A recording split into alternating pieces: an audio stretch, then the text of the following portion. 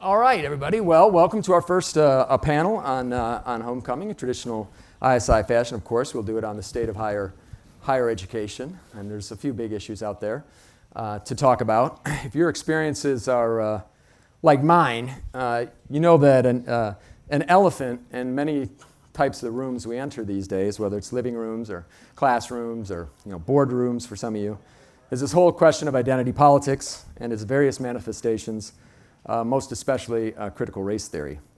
The terrible ideas that Yuval Levin talked about last night have moved out from the quad and onto Main Street, into school board meetings, businesses, all over the country. It is obviously an enormous topic that angers and confuses some while making others uncomfortable. For both students and professors, and I hear this from both all the time in the last 6 to 9 months a year. Even just discussing it comes with real social and professional risk. So these kind of spaces that we have today mean that much more, I think. It raises big and often intractable questions about the state of higher education, the ongoing promise of liberty, and the future of our democratic republic itself. It's, if at a time not all that long ago, Alan Bloom asserted that the American mind had closed. Today, it's wide open and raging in wokeness. This morning, we have 4 speakers to offer thoughts on higher education at the moment, alternatively critical, perhaps allowing for some hope. In the interest of time, I'm not going to go through in detail their bios. They're in your program, and this crowd knows who these people are. You read their books, attended their lectures. A lot of our honors fellows and graduate students have had some of the Elizabeth and Bill in particular as professors at many ISI programs. So it's wonderful to have this group today. We'll go in order of to my left with Dr. Joshua Mitchell from Georgetown University and the author of The American Awakening, which has been kind of an inspiration for this discussion today.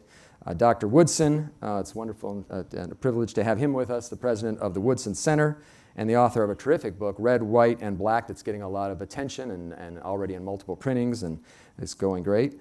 Elizabeth Corey is the director of the Baylor University Honors Program. She has written a number of important essays in places like First Things, American Affairs, Modern Age, Public Discourse, The Atlantic, and I encourage you to go look, seek out her essays on this topic, download them, and read them. And then, of course, Dr. Bill McClay, who is moving from Oklahoma to Southwest Michigan, a move I hardly approve of. And he moved to Michigan is a good move. And he will be, of course, at Hillsdale College, where I learned last night he's going to be teaching on the faculty with his son, which is really a great privilege. So the quest for community is real in the McClay household. Of course, he is the author of The Land of Hope, which ISI named, as you know, the 2020 Conservative Book of the Year Award. Each of the books I've mentioned, The American Awakening, Red, White, and Black, and The Land of Hope, are available for purchase here, autographs afterwards. We've got 10 minutes or so for each speaker, and I'll turn it over to you, Dr. Mitchell. Thank you. I will take a 40,000-foot view, which will have implications for higher education, though I'm not going to speak directly to the matter. My view is after a century and a half, almost 2 centuries, there's only one man left standing, and that's Tocqueville. And this is a longer conversation. I think we need to abandon fusionism. I think we need to understand there's one theoretician left who can help us understand pretty much everything that we're faced with, and that's Tocqueville. And I thought Yuval last night did an extraordinary exposition of the Tocquevillian challenge that we're faced with here. If I can, some of you know your Plato, and Plato said only philosophy can save us. I think if you put it very bluntly, Tocqueville would say only institutions can save us. Only mediating institutions can save us. That is his wager. Through them we learn competence. Through them we learn how to rule and be ruled. Through them we learn self-interest rightly understood, and then Yuval's great points last night, we learn trust, we learn formation. One of my objections to identity politics is that it presupposes that we can know who we are in advance of encountering another person. I am this, you must understand me, and you must respect me. The Tocquevillian view is we don't yet know fully who we are. We only discover who we are through our dealings with one another in face-to-face associations. Our understanding of ourselves and our understanding of other people is always exceeded in that encounter. And the very sick thing about identity politics is it wants to preclude that engagement. It wants to say, no, I am this. I don't need you to confirm or disconfirm who I am. Identity politics really does make the Tocquevillian vision impossible. We're in a period of an American awakening without God and without forgiveness. It's a deeply distorted Christian understanding. I tell my friends on the right that we must abandon the talk about progressivism, about multiculturalism, about cultural Marxism and socialism. This is not that. We have to let go of that language entirely, and we have to understand this is a new challenge. Why?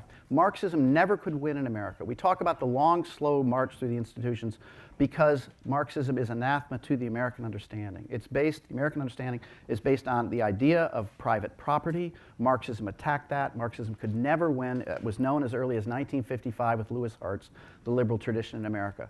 Identity politics will win unless we push back against it. And the reason why identity politics will win is because the central category in American political experience is guilt. We are a religious people, and identity politics is using guilt to destroy all the American institutions that we have. What we have to understand about identity is that there's confusion about the term. If you mean by identity kind, that's fine. I'm a Phoenician. You're a this. Well, fine, that's my kind. But that's not how identity politics is being used today. Identity politics is a relationship. It's a specification of a relationship between those who are pure and those who are stained. Currently we have one group that's considered to be the stained one, the white heterosexual male. I have no interest, needless to say, and nor should anyone in this room, in defending racial politics. But the problem with identity politics is that once one group is purged, you have to move on to another. I think what you see with the Karen meme with respect to white women, this is I think next. Some of you young people know exactly what I'm talking about. And I do believe that the black heterosexual male will be next. Transgression and innocence are theological categories.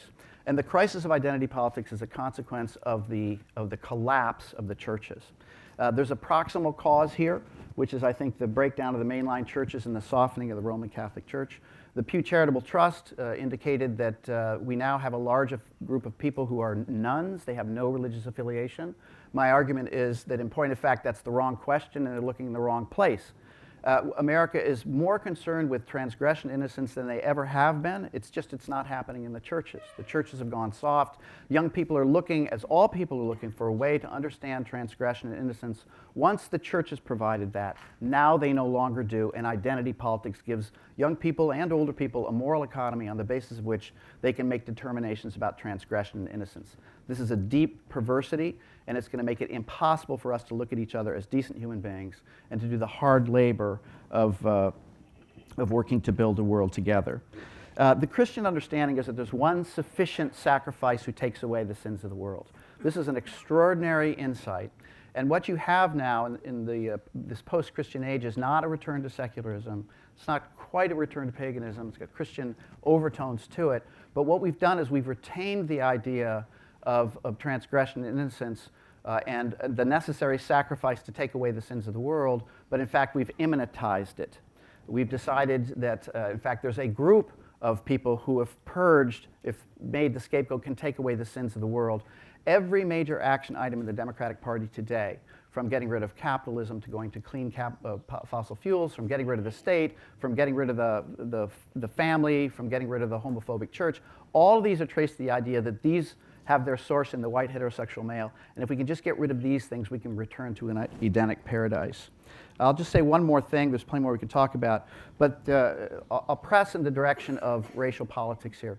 It is a supreme irony that black America, which as it were, wore the crown of thorns during the civil rights era, is now used, first by feminists, then by the gay marriage lobby, and now finally by the transgender group. They're used as what I call the template of innocence for their own purported suffering. The consequence of this continual movement leftward, using black America as the template, is the following. Now with the transgender movement, you've got the claim that if you believe that male and female are a natural category, you are guilty of heteronormativity. If you believe the church is a good thing, you are guilty of participating in a homophobic orientation or operation, institution.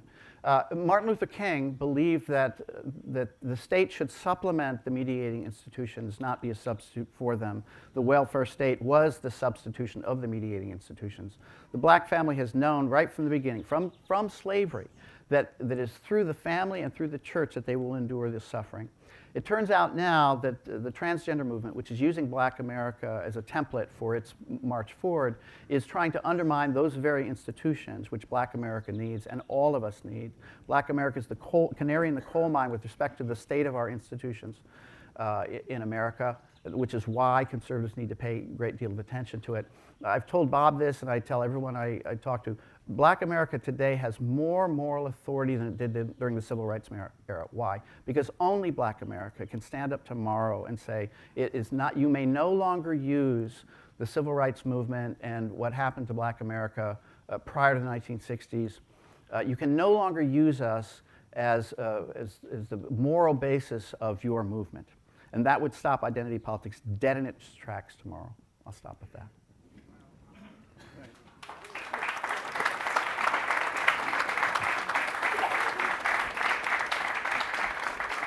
I think Josh's Ed McMahon introduction of what I'm going to say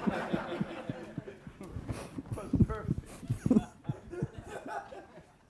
Because it really rhymes with what I am going to say. I am not an academic or professional intellectual. I'm an empiricist. I found out what that meant from Dr. Peter Berger when I was a liberal civil rights activist, and I met Peter Berger, who invited me in to sit with Vanden Hogg, James Q. Wilson, Bob Nesbitt early in the 70s to discuss conservative theories versus my empirical experience. And I remember James Q. Wilson talking about if an economic analysis of how people change, if you change the incentives, increase the incentives and the sanctions, and people will change. And he was applying this to reducing violence. And I listened and I said, well, my experience is threatening a gang member with death is like challenging a kamikaze pilot. Death is what they do. You have to first get people to invest in who they are and what they are before you then can threaten to withdraw it. That's a fundamental premise and so I got invited to come to the American Enterprise Institute. And what attracted me to conservatism from liberalism is this willingness, as Dr. King said, the highest form of maturity is the ability to be self-critical. We need to be self-critical now more than any other time, as Josh has said. The clock is running. And so what I want to talk about is our response to the left's coming and attaching. They've been like a parasite on the rich tradition of the civil rights movement. And so since the left through 1619 Project at the New York Times was using the black experience and also America's birth defect of slavery as the hijacking it to use it as a bludgeon against the principles and virtues of our founders, we felt that the messenger has to be black as well. So that's why I brought together Glenn Lowry, John McWhorter, a group of prominent black scholars, and not just black conservative scholars. We have Clarence Page, who is an award-winning columnist, but he puts his values and passion for American values ahead of his liberal leanings. And there are others like that. And what we did, that we've assembled our essays to not as to enter a counter debate against the left, but also as a more attractive and inspirational and aspirational narrative and we're attacking the fundamental proposition that the left has in terms of making a case for why blacks should be aggrieved. And that is the current problems of out-of-wedlock birth at 70%, the violence, the high levels of unemployment are somehow related to the legacy of slavery and discrimination. That is a fundamental claim. And so what we did through our essays is go back into history and record the fact that when whites were at their worst, blacks were at their best, based upon the embrace of the centrality of the family, self-determination, and our Christian values. One of our scholars looked at the records of six major plantations. What were the family composition? 75% of all slave families had a man and a woman raising children. And there was a rush to marry after slavery. For 100 years, this support for the nuclear family continued up until 1962. And even during the Depression, when the unemployment rate among blacks was 40%, 25% among whites, between Depression, the black marriage rate was higher than any other group in America. Elderly people could walk safely in that community without fear of being assaulted by their grandchildren. Because of our Christian faith and our nuclear family and a commitment to self-determination. And also, as Tom Sowell recorded, poverty declined in 1940 from 82% down to 46%, and down to 1940 down another 15%. But all of this came to an end in the 60s with the programs of poverty programs and then intervention, and we carefully detail that. And so what we believe the answers, so all of the declines that you're seeing today have nothing to do with a history of slavery, but we document that in our book, Red, White, and Black. And so we believe that the way that America can move forward is that we have to change the messenger, that conservatives have to support blacks in confronting this lie that they're telling about how we are suffering as a consequence of slavery. And so in our book, we believe that we can make a case for American values, but the messenger has to be black. And you have to stand with us. We must fund it. We must support efforts. We must support policies. We must support organizations in those institutions that are approving. One of the reviews of our book, incidentally, we have developed 12, from our essays, we developed a curriculum that is being shared with Americans. We have 12,000 downloads in 2 weeks. Wow. Red, White, and Black sold out. We sold 15,000 copies in 3 weeks. And that is because America is thirsty for authentic information about how to push back against this race grievance industry. As Josh pointed out, the new patriots will be black Americans. It's black America has to stand up and say to the left, you do not represent us. The only way we can undermine the moral authority of the left is to permit those in whose name they are saying they're taking these actions to speak for themselves. We have a group called the Voices of Black Mothers United. There are 2,500 black mothers who lost their children to urban violence. They are saying we are against defunding the police. We've taken out a full-page ad in USA Today saying we support the police. The surveys found that 80% of blacks surveyed are against defunding the police. Only 60% of blacks said that racial discrimination is not a barrier to our way forward.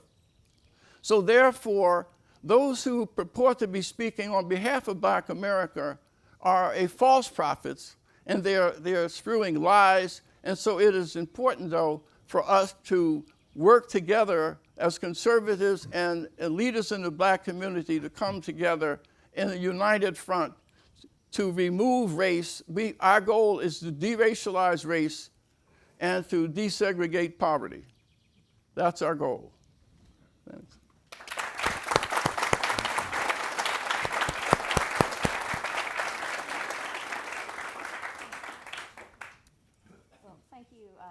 Everyone especially Jeff, for inviting me to be on this panel. I'm Elizabeth Corey. I'm teaching at Baylor in the Honors College. It's a real pleasure to be here, and this is a kind of homecoming for me and for my family. We were talking last night about institutions. You've all described them as being durable social forms, and this institution has been part of my family for many, many decades. My grandfather, Albert Campbell, was on the board here in the 70s and 80s. My father, Bill Campbell, was also on the board until 2015. I remember very well during his time with ISI, he would get boxes of Weaver fellowships, but this is before the days of everything being done online. The show boxes. Yeah, gigantic ISI. boxes full of Weaver fellowships, and he would every spring dutifully work through the Weaver fellowships and award them. I'm sure many of you are recipients of those fellowships. I have been able to be involved with ISI over the past 15 or so years, and it's been a wonderful institution, a place where I have met people, both colleagues and peers, but also students. And then we have a fourth generation here, which is my 14-year-old son, who I don't think is in attendance at this because he wanted to sleep in. But nevertheless, ISI has been an important institution through the generations of our family, and I feel like I need to acknowledge that. So thank you, Jeff and all. Today I want to talk a little bit about how wokeness has affected higher ed, and I'll do it sort of by explaining my own experience with it. About 6 years ago, I was asked to be on a committee at Baylor, which was called the Diversity Committee. And I thought, that sounds interesting. I don't know really what that's about, but I'll give it a try. And we went into the committee, and it was quite mild. It was not anything like what we've been talking about here today.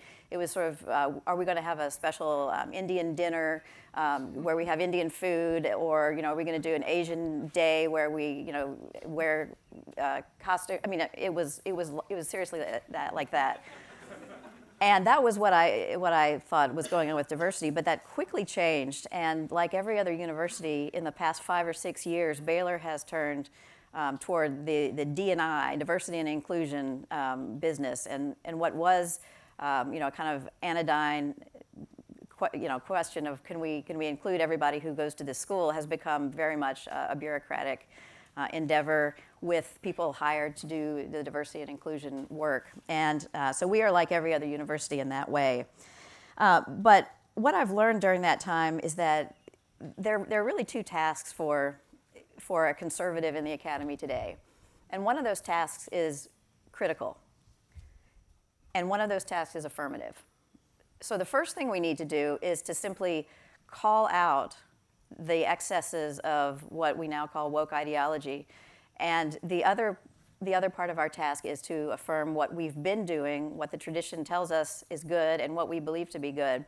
Let me give you two examples of the way I think we need to resist woke ideology.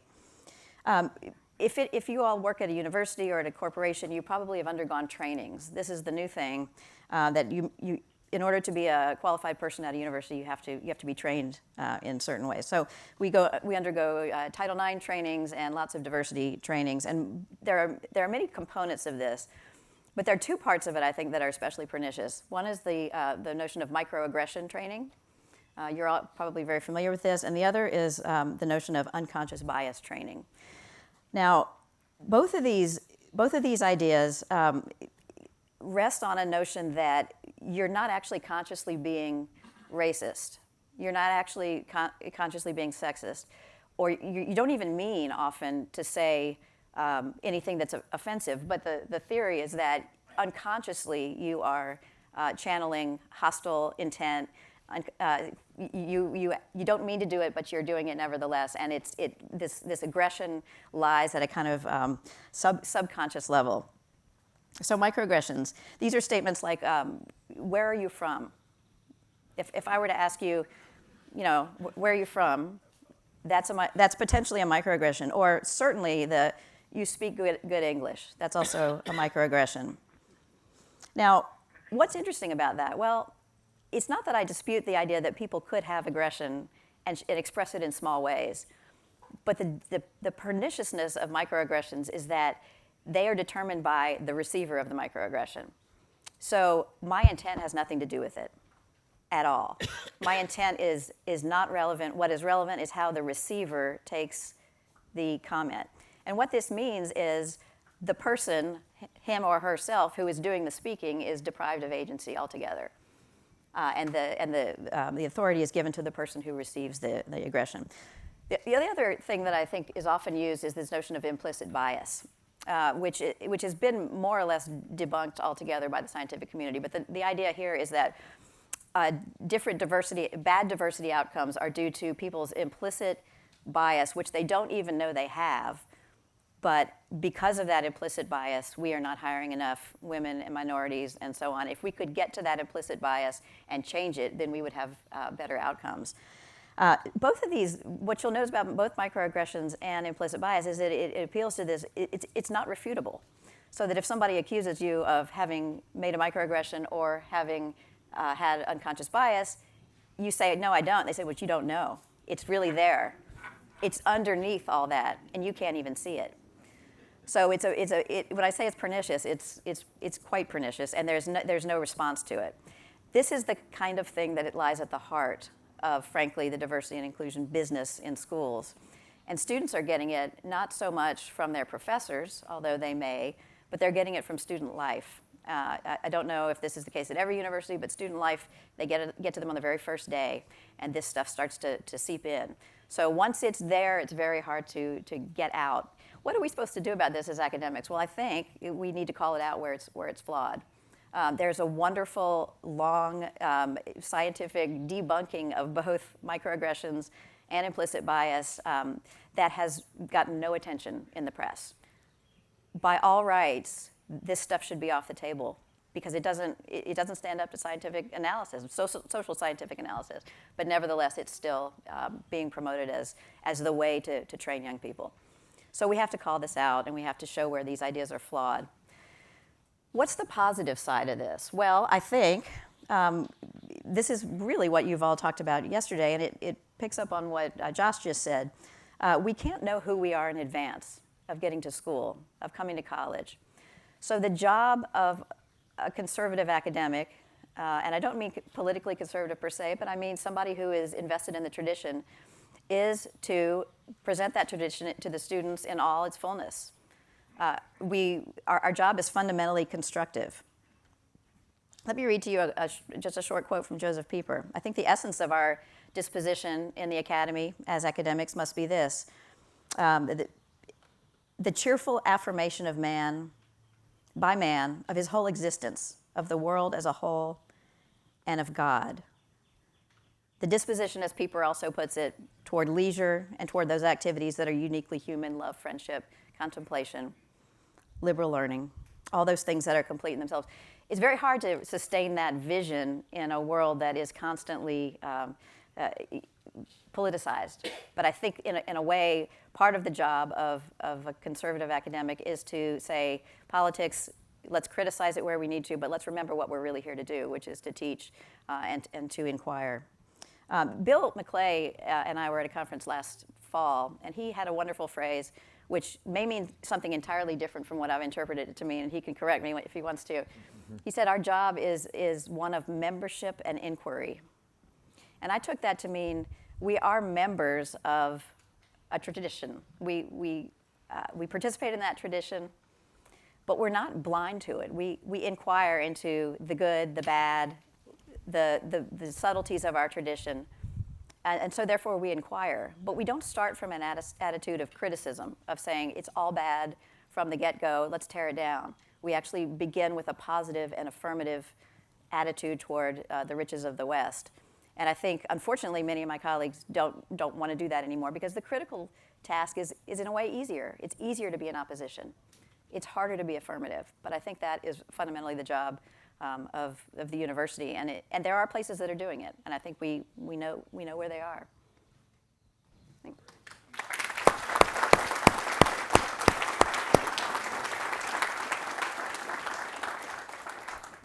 I'll just agree with everything that was said at the same time. Thank you for that.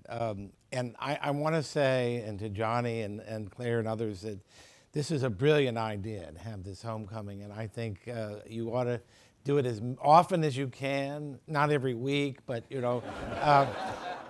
And seriously, one of the things that we've learned over the last year and a half, or God knows how long has it been, 18 years we've been quarantined, that there's nothing that takes the place of gathering together.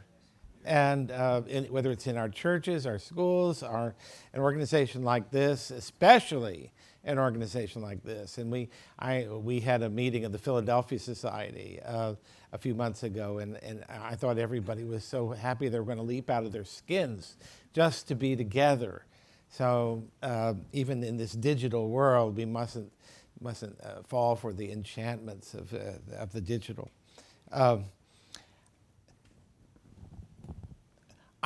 Josh began by saying he'd be at 40,000 feet, and I'm not one of those super fortress bombers. I'm more of a Spitfire. I like to kind of cruise around and and dive bomb. Maybe a Stuka occasionally, but so I'm going to talk a little bit more about higher education in a very anecdotal way. I have a saying that that's not just data, it's anecdote. So to turn around the saying of social scientists, said that's an anecdote, that's not data. I trust anecdotes more than I do data. So this is an anecdote, a true anecdote.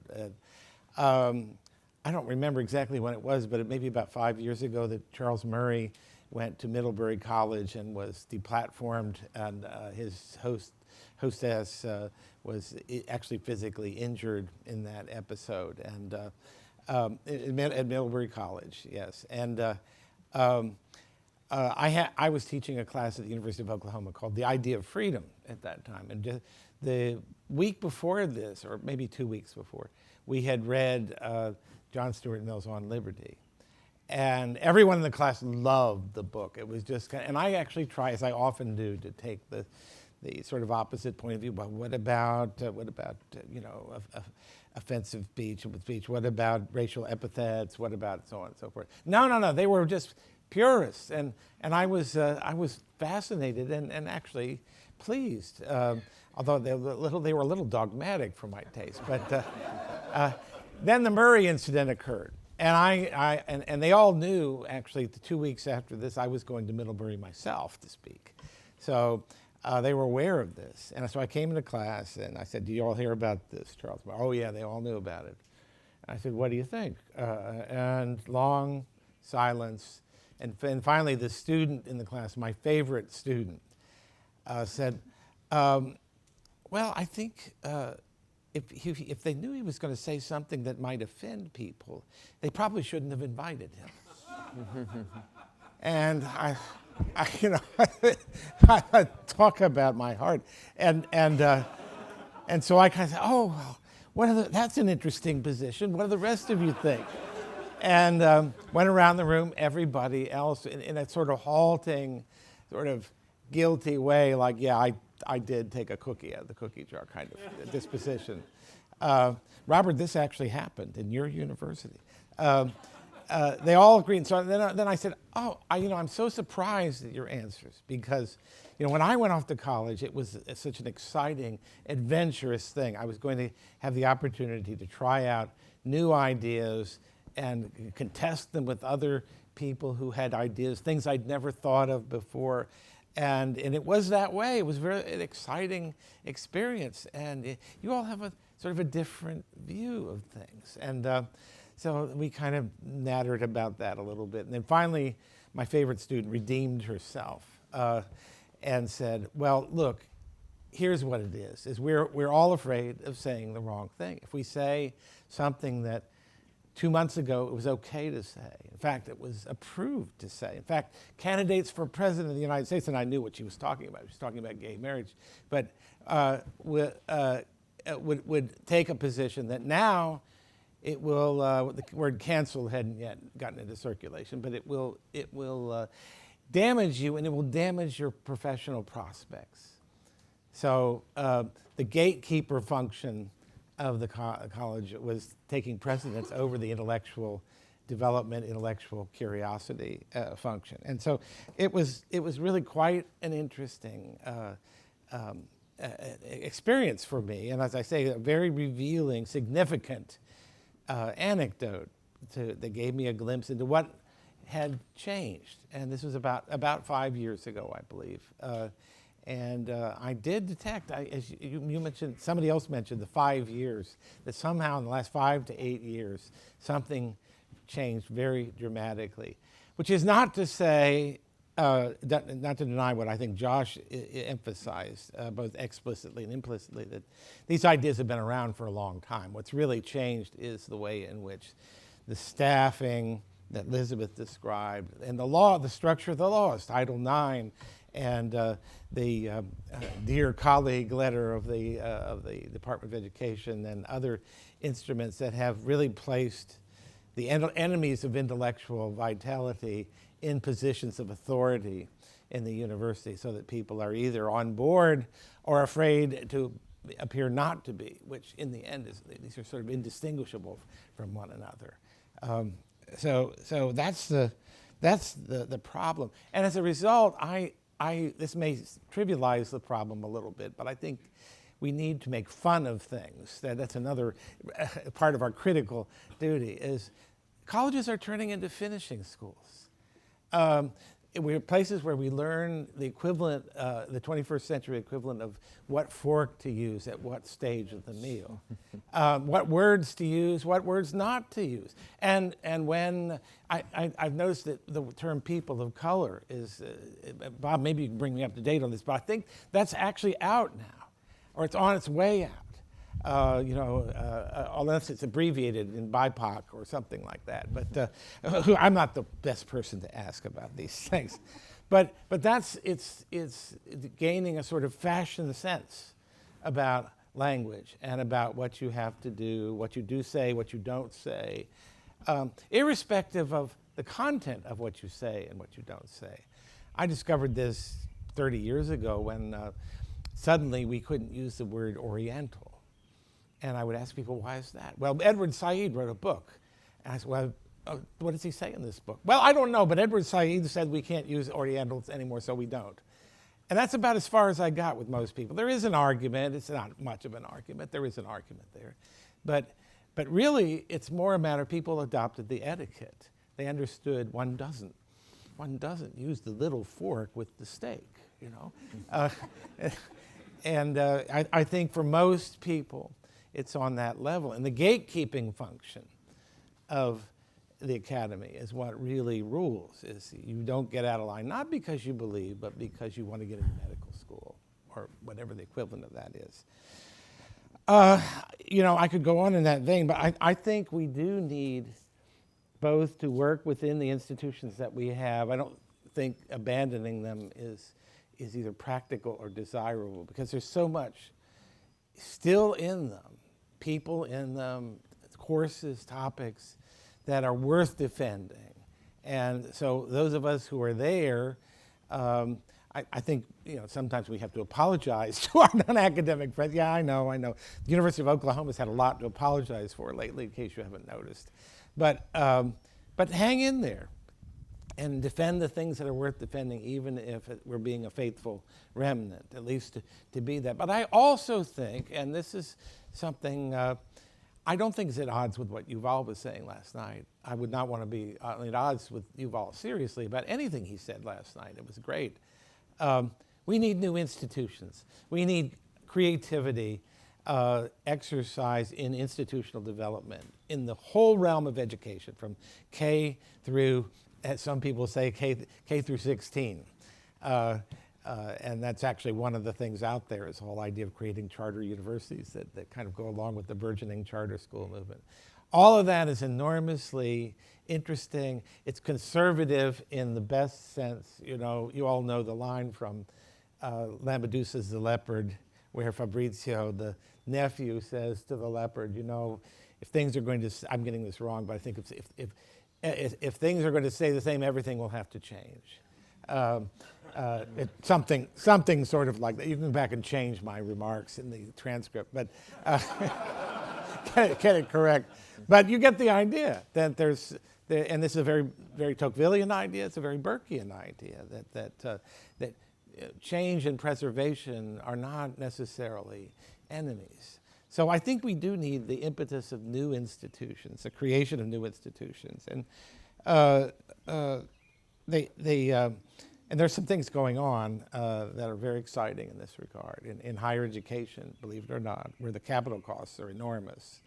But I think there's a lot of recognition out there that we need our especially our elite institutions to be something more than galleries for the display of moral virtue or the attainment of moral purity, again to echo Josh's theme. Murray wrote a very interesting little book on education in which one of the things he says is, we're going to have an elite. You're going to have an elite class. But make sure it's an elite that has a genuine sense of noblesse oblige, of obligation, of service, not in the sense that they get the responsibility of going around and berating the white working class for being so stupid and voting for Trump, but no, a sense of service to all of the American people. And we don't have that. We don't have that at all. We have a elite class that rules over us and uses higher education as a way of cleansing their souls. And I think that's not at all what it should be for. Do I have another minute? I mean, yeah. I also think we overemphasize higher education. Too many people go to college. We need to break the stranglehold that of the notion that college is not only the path to a sort of white-collar job or a white Jew law firm, but to any kind of job, pumping gas. Well, he's a college graduate. He can pump gas with the best of them. No, there are all kinds of worthy occupations in which people would be much happier than working as bureaucrats or any number of other paper-pushing things that we do.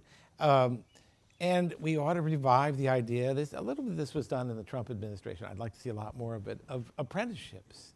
And apprenticeships not just for plumbing and electricians, welding, et cetera, but also for the law. I know a few young people who've bypassed law school in the state of Virginia, where it's actually easier to do this than in other states, and are practicing law now because they apprentice to a lawyer. That's a great idea. It's so much better than the enormous expense and waste and ideological mau-mauing that you get particularly in elite law school. So that's a kind of institutional innovation too. But it resting in the idea that higher education is, well, we could start by calling it something else, something other than higher education. I think first grade teachers do something higher than what we do, but it is not for everybody and not for everything. And bringing it back within its bounds, undermining its imperial ambitions might be one of the best things we could do for its moral health. All right. Yeah.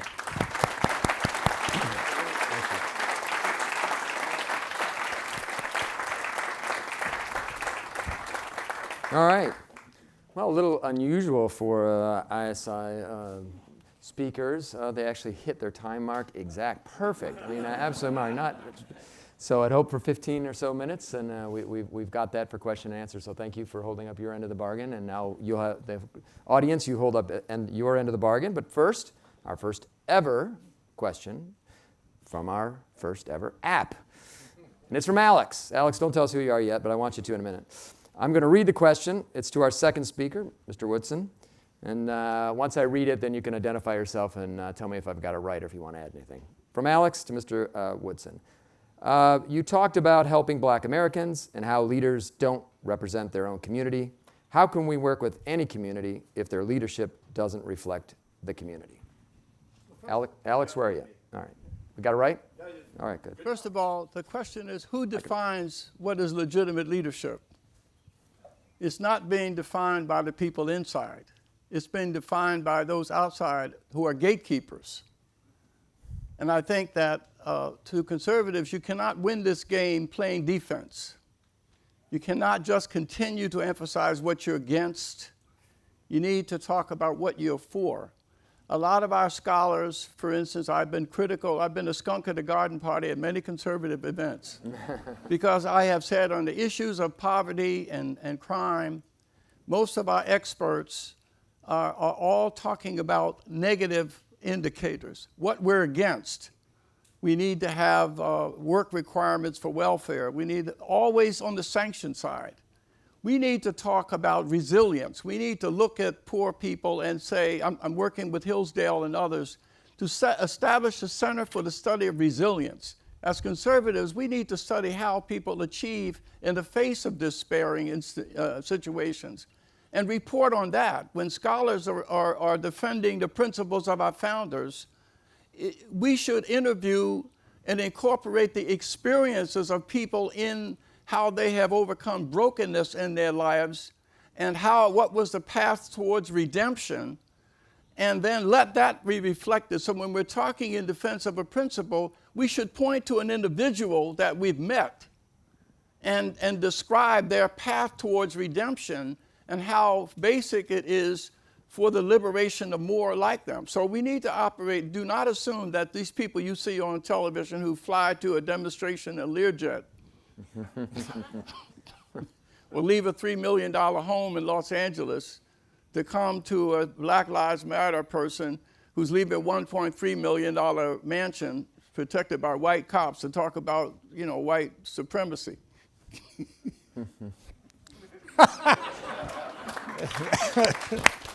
I call them millionaire Marxists. They're millionaire Marxists. Millionaire Marxist. Andrew, yeah. Oh, there you go. All right. Jared has the mic. There you go.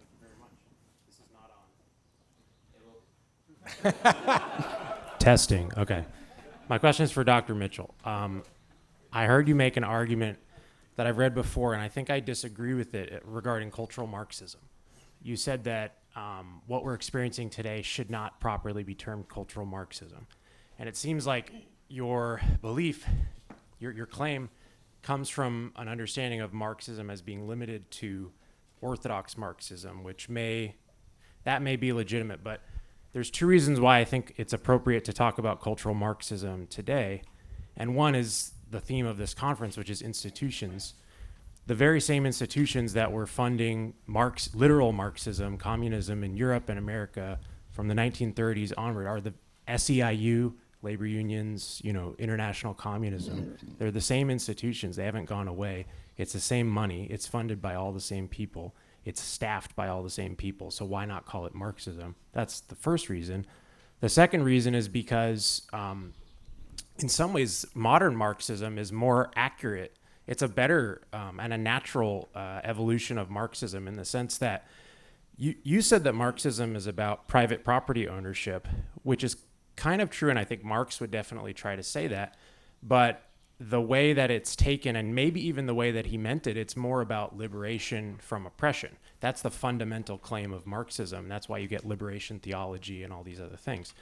And in terms of liberation from oppression, it's more accurate perhaps to talk about that oppression and that liberation in the terms that modern day Marxists, as I call them, would, rather than as it was in the past, which is a very clumsy, like financiers, right? Who are financiers? Who are capital, right? That's such an abstract concept. Who are the real oppressors? Well, they're the civilizers. They're the people who, and this is why, there's this blame on colonizers and things like that. Like the wokeness is an anti-colonial, anti-European, anti-civilization, Western civilization movement. And we should, I think, appropriately call it Marxism. What do you think? Yeah, great questions. So I would put it this way. I would say Marxism is a certain deformation of Christianity, and identity politics is a deformation of Christianity. And in that sense, they both purport to be liberation movements. What we've commented how in the last, all of us have seen in the last 18 months, couple of years, this thing that we're calling identity politics or critical race theory or woke, I put all of those under the umbrella of identity politics. It has rapidly penetrated every institution. I mean, Marxism tried, the Frankfurt School in the 1940s, 1950s, it tried to destroy the family. It was, yes, they've made inroads, but they haven't been completely successful. The transgender movement is going to destroy the family, and it will do it very soon. And my question is why? Why was it that Marxism made inroads? And I think I gave you the answer, which was it had overtones of Christianity, liberation, end of time. But why is it that identity politics has been so immensely successful? And I didn't say this in my remarks, but I'll say it now. When you have an American awakening, your concern is, how do I deal with guilt? You had guilt in Marxism. Are you a member of the bourgeoisie or not? And I loved Elizabeth's observation about unconscious bias. It's the same problem back then, right? You really have bourgeois values, but you don't know it, right? You're part. So it's a variant of this, but we have a much deeper crisis now, because when Christianity recedes, but the categories of Christianity don't recede, you've got a real problem. So you've got Christian guilt, but you don't have forgiveness, atonement, repentance. And the deal that the left is making, which is why it's penetrating so quickly through, they might be talking about Marxism, but they're doing something else. The deal the left is making with the world is this. You have guilt, we're going to point it out. The whole purpose of a university is to point out your guilt. And now we're going to give you a way to lift the guilt from your shoulders. And that way is to renounce your nation, to renounce your family, to renounce your church, to renounce your tradition, and for those of us who teach the great books, to renounce the canon. That is the deal we will cut with you. And then your burden is lifted. And people are picking up that. People are desperate to find a way to lift the weight of guilt from their shoulders. And if you're a Christian, you have a way. You could say, I know I am broken, but through the grace of God, I can have it tomorrow. Behold, I make all things new. When that goes away, the left just walks in and says, here, I'll lift it from your shoulders. Which is why there's Black Lives Matter signs in everybody's front yard across America. They're desperate to lift the weight of guilt from their shoulders. And the left says, put these signs in your front yard and all is done. And part of the reason I think Bob's work is so important is that Bob's a radical pragmatist, and we all need to be radical pragmatists. Charity needs to be local. If the least among us, black, white, or otherwise, need help, go local. Find the people who need the help. Do not broadcast it. Do not say, look at me, how virtuous I am. Go help. But the problem is we're involved in what I call a Passover ritual every single day in America. Instead of the hard work of building a Tocquevillian world, all of us are spending immense energies trying to make social death paths over us, which is to Bill's observation about his students, right? They're trying to make social death pass over. Jews practice Passover once a year. There is a daily Passover ritual in America, and you have to have a Black Lives Matter sign so that social death will pass you by, or you have to have a "This office is green" sign so that social death will pass you by. This is sick. Because we have real problems. Pardon? Hate has no home here. Yes. Fine. Yeah. That's the blood on the... Yeah, all of this. So this is the pathology we're in. We have guilt and no way to overcome it. And this is this terrible Christian but post-Christian stage that we're in. And my argument, which I didn't make here, is sociologically the only group that can put an end to this is Black America. But theologically, the only way that we can have an answer to all of this is if we know the depth of guilt, and we know that ultimately it can only be discharged in this vertical relationship rather than through this horizontal relationship. And so it's really, without the churches renewing themselves, it's not going to happen. I would have a slight disagreement with Elizabeth on innocent signaling and microaggressions. My view is that anyone who understands anything about original sin should laugh at this stuff. Because microaggressions and unconscious bias with respect to race trivializes the problem of original sin. If you understand that we are broken, then every single morning you will wake up and ask God for some sort of guidance so that you're not going to be prideful and put yourself first over other people. So the Christian answer to unconscious bias and microaggressions is, you're trivializing the problem. you're walking away with crumbs. The feast is offered by Christianity. So my argument about identity politics is we actually have to go further than that. We have to show that what they're doing is thin gruel compared to what Christianity offers. And until theologically, I mean, we can talk about the Tocquevillian political solutions, and I'm all in on that. But the deepest problem is a theological problem. And until we have a way of returning to a Christian way of dealing with guilt, we're lost. Now, the alternative to this is the one that Nietzsche laid out, and some of you know this. Nietzsche asks the question, how can we have it tomorrow? And he looks at Christians, and he says the way they have it tomorrow is through forgiveness, atonement, repentance, etc. It's the only way the world can be made new. Nietzsche rejected that, and he said, no, here's the way we're going to have it tomorrow. We're going to forget. And this is the alt-right that says we don't care about colonialism, we don't care about slavery, we don't care about World War II, and we don't care about the Holocaust. This is the real threat. And the identity politics left is playing with something incredibly difficult, which is human guilt. And they don't understand that the consequence of this is going to be the alt-right, and you see this in Europe now and to some extent in America, where people just say, we don't care. And I want to retain guilt, but to have it an occasion for us to reconfigure our lives with others. We can't have this Tocquevillian world, and I'll stop with this. We can't have this Tocquevillian world that we are all defending unless we wake up every morning and realize that we're going to say something really stupid to our neighbor or to our family member, and they're going to say something really stupid and harmful to us, and we have to be able to figure out a way to forgive them and be forgiven. We will not have a Tocquevillian world that we're defending. Those mediating institutions cannot work without some understanding that we're really screwed up, and each day we have to renew. Thanks. I know there's a lot of questions. We're here all afternoon, and you'll have time to talk to each of our speakers. With all the talk of so many religious deformations, I guess we need a new reformation, which seems a little odd to say as a Roman Catholic, but I'm thinking that may be where we're at. You said it. Anyway, thank you for all your wonderful talks. Thank you as an audience. You got a 15-minute break, but be right back here at 10:30. We'll talk soon.